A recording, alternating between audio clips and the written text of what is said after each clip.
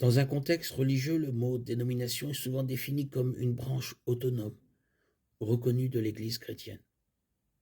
Une dénomination comprendra de nombreuses églises locales, qui sont généralement réparties sur une vaste région géographique.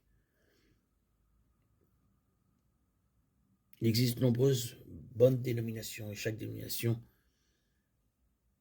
a de bonnes et de mauvaises églises locales. Lorsque vous recherchez une église, étudiez la déclaration de foi de l'église individuelle et renseignez-vous sur les pratiques de l'église plutôt que de rester aveuglement fidèle à une dénomination particulière.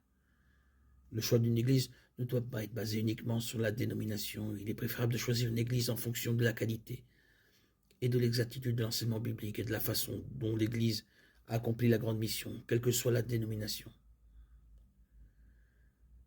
La Bible ne nous impose nulle part d'avoir des dénominations, mais elles n'ont rien de fondamentalement mauvais.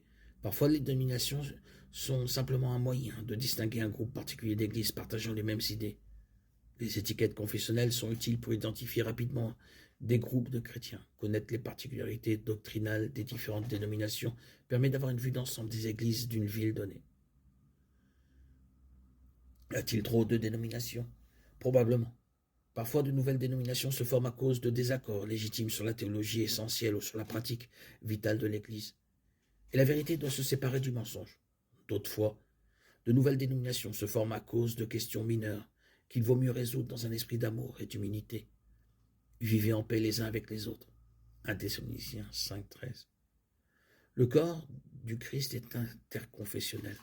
Nous pouvons choisir des étiquettes pour nous-mêmes et pour les autres, et de telles étiquettes ont leur place. Mais Jésus n'a jamais attribué d'étiquette confessionnelle. Le corps du Christ est composé de tous ceux qui invoquent le nom du Seigneur. Acte 2, 21. Et l'évangile du salut par la grâce au moyen de la foi unit les croyants, malgré nos différences confessionnelles.